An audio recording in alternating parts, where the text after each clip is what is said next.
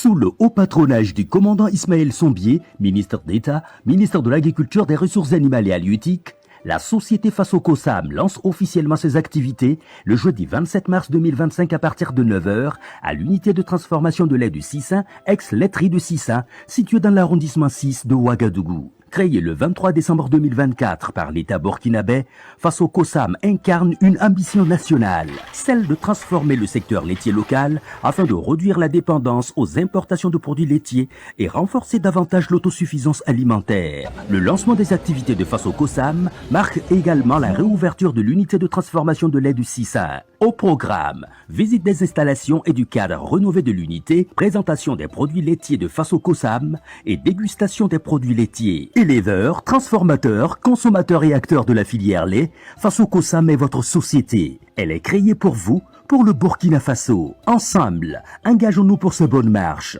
Faso-Cosam, la reine des saveurs naturelles.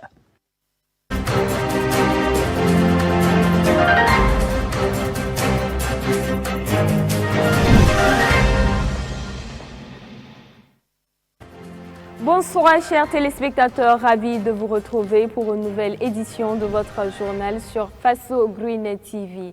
En titre ce soir, l'ANEV encourage son personnel à travers l'organisation d'une journée de l'excellence au travail. Il s'agit entre autres de récompenser les agents qui se sont distingués par leur engagement au travail. Aussi, dans ce journal, la célébration de la Journée mondiale de l'eau se poursuit toujours. Le musée de l'eau a vibré également au rythme d'une ambiance électrique pendant cette journée où il s'est agi d'attirer l'attention sur l'importance de la ressource en eau. C'était également l'occasion pour les visiteurs de s'imprégner du patrimoine matériel et immatériel de l'eau. Des précisions dans quelques instants. Voilà ainsi dévoilé les titres de ce journal. Encore bonsoir chers téléspectateurs et merci de rester à nos côtés. L'Agence nationale des évaluations environnementales, ANEV, a organisé la première édition de la journée de promotion de l'excellence au travail les 24 et 25 mars 2025 à Ouagadougou, à son siège à Ouagadougou 2000. Cette journée a été marquée par diverses activités telles que des visites médicales et des communications entre autres. Elle a également été l'occasion de récompenser les agents qui se sont distingués par leur engagement au travail. Coucou Miessou. La bannière nationale qui arbore fièrement les couleurs rouges et vertes avec une étoile jaune au centre, tout un symbole pour le pays des hommes intègres. Elle évoque la bravoure et la détermination des pionniers dans la lutte pour la souveraineté. Ici, à l'Agence nationale des évaluations environnementales, l'ANEV, ces couleurs sont brandies en cette matinée du mardi 25 mars 2025 dans le cadre du lancement de la journée de promotion de l'excellence au travail. Et l'occasion est belle pour le directeur général Désiré Yaméogo de rappeler à son équipe les valeurs essentielles pour atteindre les objectifs qui leur sont assignés. Nous avons invité une fois de plus les agents à travailler davantage, s'engager davantage pour notre nation de façon générale et particulièrement pour l'Agence nationale des évaluations environnementales qui administre des dossiers d'investissement majeurs sur le plan national. Et nous les avons invités pour que nous puissions davantage aller de l'avant pour des casiers vides, ça veut dire opération casier vide en ce moment. Après la cérémonie de montée des couleurs, 88 agents dont 67 hommes et 21 femmes suivent attentivement deux présentations. L'une sur la loi 003-2021-AN du 1er avril 2021 portant régime de sécurité sociale des agents publics de l'État au Burkina Faso proposée par la Carrefour et l'autre sur le leadership et la gestion du changement organisationnel. On a voulu véritablement que le cabinet du ministère en charge de l'environnement à travers des principes et puisse communiquer de responsables de tout le personnel afin que lorsque DG va prendre une décision, que véritablement tout le monde puisse être disponible, mettre les atouts de son côté pour l'accompagner. Cette journée de promotion de l'excellence au travail a permis à l'ANEV de remettre des attestations de félicitations aux agents qui se sont distingués par leur engagement et leur dévouement au travail. Ce geste rappelle aux différents récipiendaires l'importance de s'engager davantage. Et je profite de l'occasion pour dire merci à mes supérieurs hiérarchiques pour cette reconnaissance. Et je tiens également à dire merci à tous les collègues qui travaillent à l'ANEV jour et nuit pour la réussite de notre mission. Rendre grâce au Seigneur d'abord et ensuite dire merci au directeur général de l'Agence nationale des évaluations environnementales, dire merci à toute ma hiérarchie, merci à l'ensemble du personnel de l'ANEV, merci à ma famille parce que c'est grâce à cet entourage-là que j'ai pu m'exprimer. L'objectif c'est d'améliorer davantage, une amélioration continue de nos pratiques pour que nous puissions aller vers l'excellence en se donnant nous-mêmes au travail pour que nos objectifs soient atteints. Voilà l'objectif. Et encourager les travailleurs qui doivent aller de l'avant. La journée de promotion de l'excellence au travail au sein de l'Agence nationale des évaluations environnementales, l'ANEV, qui est à sa première édition, comprend un éventail d'activités dont des examens médicaux, des présentations et des activités sportives.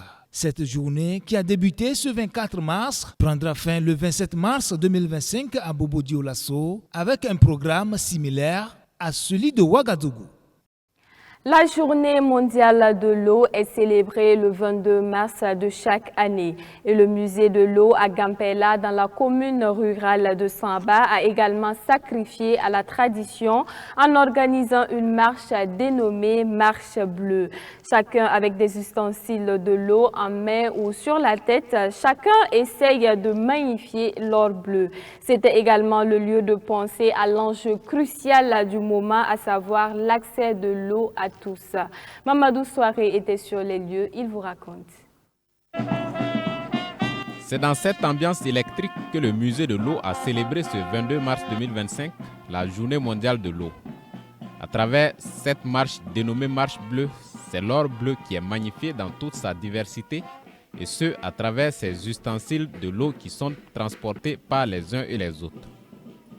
Et en cette journée mondiale de l'eau, le musée de l'eau a plusieurs vœux avec en premier chef l'accès de toute la population burkinabé à l'eau potable. La place de l'eau aussi, c'est au niveau de l'agriculture, parce que ça fait partie du thème de cette année, gage de l'agriculture.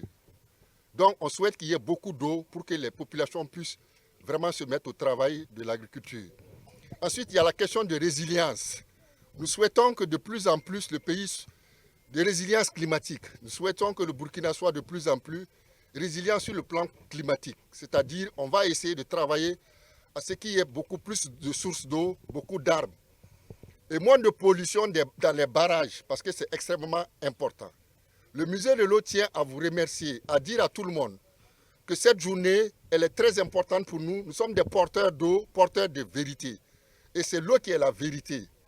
À cette célébration de la Journée mondiale de l'eau ici au musée de l'eau, ont pris part également des sommités du monde du cinéma et de la littérature qui font des questions d'eau une priorité. Participer à cette journée marquant la célébration de l'eau, c'est d'abord un plaisir et puis un devoir. Plaisir parce que je suis créé de l'eau. Je suis produit d'une source d'eau. Je bois de l'eau.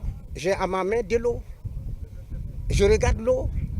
C'est d'abord un plaisir, c'est une reconnaissance au Créateur qui nous crée par l'eau. Mais c'est un devoir de soutenir un baobab qui fait la promotion des sources intarissables de l'eau. Je pense que c'est tout un symbole que d'honorer cette journée, la journée mondiale de l'eau, avec des enfants, des petits-enfants, des arrière-petits-enfants, et rester avec des icônes comme Sou Jacob et Komi, c'est quelque chose de fondamental. Des structures de jeunes intervenant dans le domaine de l'eau telles que l'association des acteurs du domaine de l'eau et de l'assainissement étaient également de la partie. Pour cette organisation de jeunes, la Journée mondiale de l'eau est l'occasion idéale pour réfléchir autour de l'enjeu majeur qu'est l'accès de tous à l'eau potable. Parce que nous avons vu qu'il y a encore des localités où les gens peinent à avoir de l'eau. Du coup, cette journée pouvait en fait faciliter les choses pour que tout le monde, que ce soit un droit, que l'accès à l'eau potable soit une réalité ici au Burkina Faso, ce serait déjà très bien. La préservation des ressources en eau, gage d'une sécurité alimentaire et d'une résilience climatique au Burkina Faso. C'est le thème retenu pour cette journée mondiale de l'eau 2025. Quels sont les problèmes ou conflits qui peuvent naître sur les infrastructures hydrauliques, voire dans la vie quotidienne? Patrice Hyacinthe Konaté, agent à la direction régionale en charge de l'eau de la région du centre-ouest, explique à travers une image les différents problèmes qu'on peut trouver en lien avec l'eau. Il prend en exemple un agriculteur et un éleveur qui exploitent autour d'un barrage. Abdel Yerbanga l'a rencontré, suivant ses explications dans ce télémon. Cette image ne met rien d'autre en œuvre que les différents conflits qu'on peut avoir sur les infrastructures hydrauliques, même dans la vie quotidienne.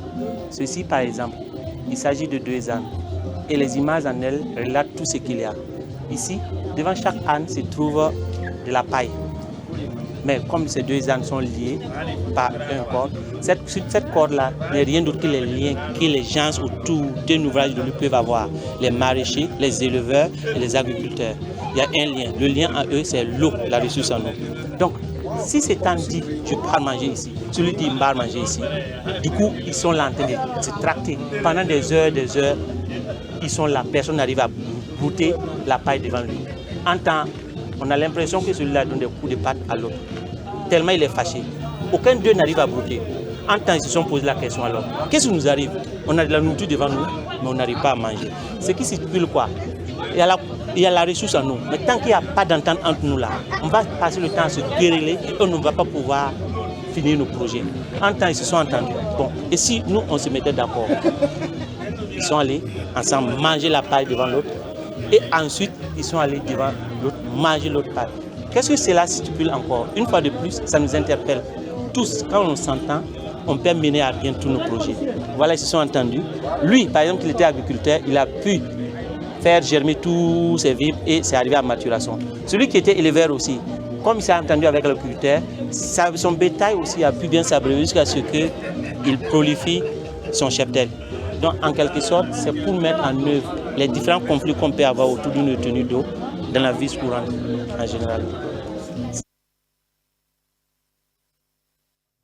Fin de ce journal, merci à tous de l'avoir suivi. Prenez soin de vous, mais surtout prenez soin de la nature. Au revoir.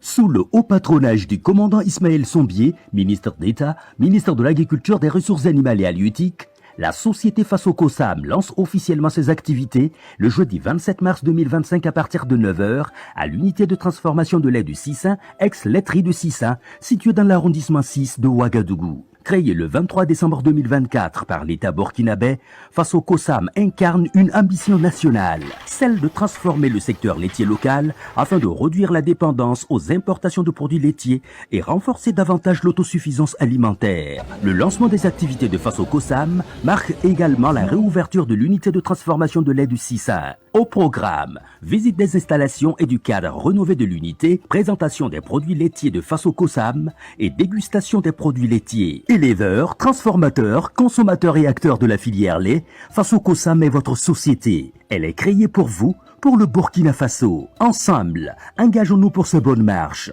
Faso-Kosam, la reine des saveurs naturelles.